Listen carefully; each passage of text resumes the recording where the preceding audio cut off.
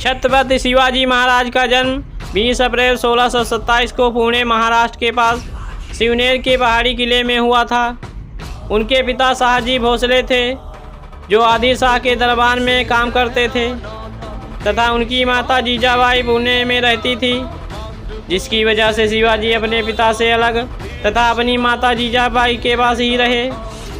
उनका बाल्यकाल दादा कोंडदेव की देखरेख में हुआ। बालक शिवाजी को उनकी माता जीजाबाई तथा संरक्षक कोंडदेव ने प्राचीन भारतीय ग्रंथ महाभारत, रामायण तथा अन्य शास्त्रों का संपूर्ण ज्ञान दिया तथा उन्हें युद्ध नीति सिखाई। शिवाजी जब 12 वर्ष के थे तब उन्हें पिता की जागीर पुनः प्राप्त हुई। वे अपने साथियों के साथ तलवारबाजी, घुड़सवारी, तीर कमान इत्यादि से नकली युद्ध करते। वे रणनीति बनाते तथा शत्रु पर अचानक से आकर के आक्रमण करते। उनके शेर सेनापति हमीरराव मोहते थे जो रिश्ते में उनके साले भी थे। शिवाजी के बड़े भाई संभाजी भोसले थे। ऐसा कहा जाता है कि 1654 में अफजल खान ने संभाजी की हत्या करवा दी थी। 1657 को शिवाजी को एक पुत्र की प्राप्ति हुई जिसका नाम संभाजी रखा गया था। नवजात शिशु का यह नाम उन्होंने अपने भाई की याद में रखा था। उस समय बीजापुर का सुल्तान मोहम्मद आदिल शाह था। वह एक निर्दयी तथा क्रूर शासक था जिसने अपने राज्य में अन्याय फैला रखा था। सैनिकों तथा राजकुमारों का बहुत ही क्रूर व्यवहार शिवाजी को पसंद नहीं आया।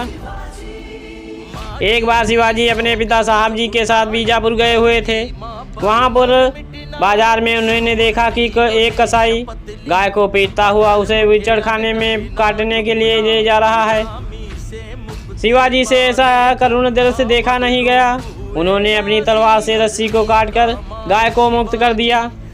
जब शिवाजी अपने पिता शाहजी के साथ दरबार में पेश हुए तब उन्होंने आदिल शाह के सामने सर नहीं झुकाया।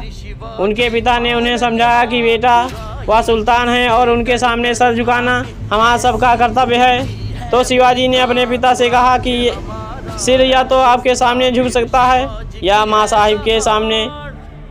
आदिल शाह के सैनिक किसानों के द्वारा कर न देने पर उन्हें बहुत भयंकर पीड़ा देते थे तथा उन्हें जेल में डाल देते थे। शिवाजी ने इसका विरोध किया। उन्होंने सैन्य अभियान शुरू किया। उस समय सुल्तान आदिल शाह एक लंबी बीमारी के कारण शैया पर पड़ा था।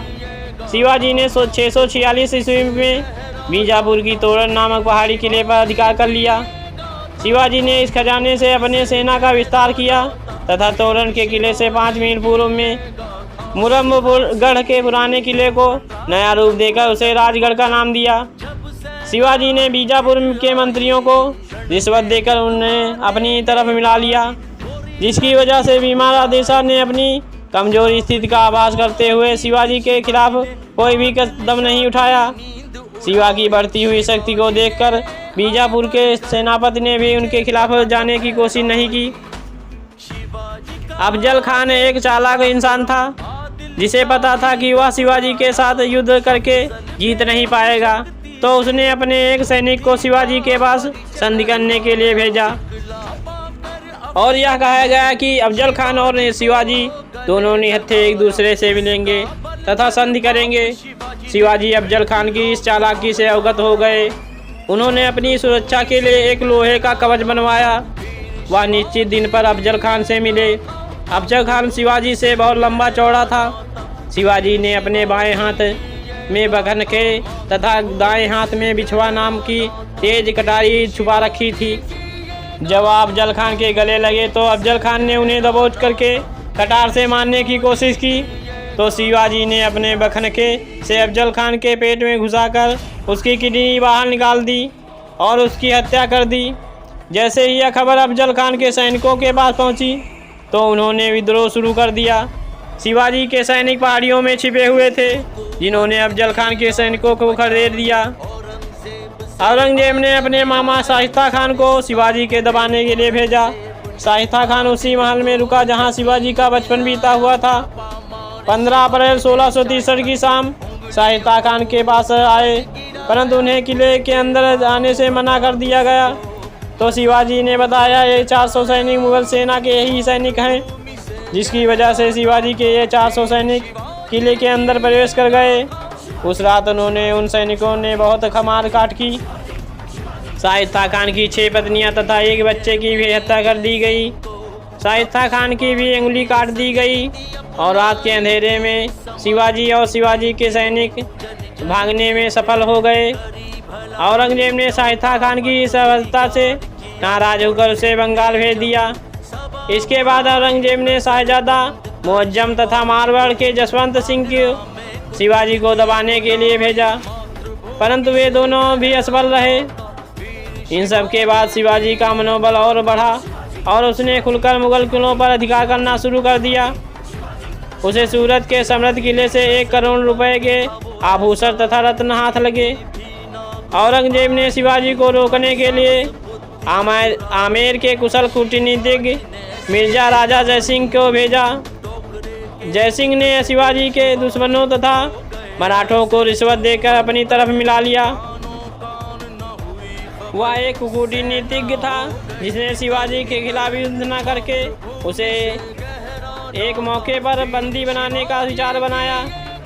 आमेर के मिर्जा राजा जयसिंह ने अपने सैनिकों के साथ मिलकर शिवाजी को पुरंदर के किले में घेर लिया। जून 1665 ईस्वी को शिवाजी महाराज व मुगलों के मध्य पुरंदर की संधि हुई। औरंगजेब ने शिवाजी को जयपुर के भवन में गिरफ्तार कर लिया तथा उन्हें मार डालने का निश्चय किया।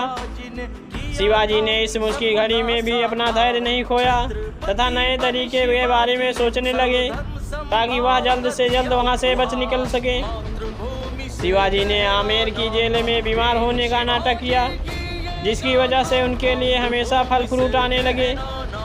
पहले तो द्वारपाल फलों की टोकरी का गहन निरीक्षण करते थे, परंतु बाद में वे लापरवाह हो गए। शिवाजी ने इसका फायदा उठाते हुए उन टोकरियों में बैठ कर के अपने पुत्र संभाजी के साथ वहां से निकल गए। शिवाजी ने इसका फायदा उठाते हुए उन टोकरियों में बैठ कर के अपने पुत्र संभाजी के साथ वहां से निकल आए। इतने दिनों तक जेल में रहने के बाद शिवाजी का स्वास्थ्य गिर चुका था। वह वापस पुणे आ गए। पुणे में नए सूबेदार की नियुक्ति किया गया, जिसका साथी जसवंत सिंह था। जसवंत सिंह शिवाजी के प्रति सहानुभूति रखता था। वे युद्ध विराम चाहते थे और शिवाजी का स्वास्थ्य भी कमज़ोर हो चुका था। 1667 ईस्वी में मराठा तथा मुगलों की संधि स्थापित हुई। इस संधि के मध्यस्थ जसवंत सिंह ने की। औरंगजेब ने शिवाजी को एक स्वतंत्र राजा माना और उन्हें राजा की उपाधि दी, परंतु औरंगजेब शिवाजी के विरुद्ध चाल चलने से कभी बाज नहीं आया। बीजापुर के मुल्ला ने अपने सुंदर पुत्रवधू शिवाजी को भेंट की, क्योंकि उसके पति का देहांत हो गया था, परंतु उन्होंने उस स्त्री को वापस भिजवा दिया। एक युद्ध जीतने के बाद शिवाजी के सैनिक एक स्त्री उठा लाए थे। जब शिवाजी को यह बात पता चली तो शिवाजी ने उन्हें सम्मानपूर्वक भेज दिया और आदेश दिया कि कोई भी ऐसा गलतकार करेगा उसे का गला काट दिया जाएगा। शिवाजी महाराज की मृत्यु 3 अप्रैल 1680 को रायगढ़ के महल में अत्यधिक चिंता से हो गई। शिवाजी अपने पूरे जीवन स्वराज की स्थापना करने में संघर्षरत रहे। ऐसी ही ज्ञानवर्धक जानकारी पाने के लिए हमारे चैनल को लाइक शेयर सब्सक्राइब करें और बेल आइकन को भी दबाएं। जय हिंद दोस्तों।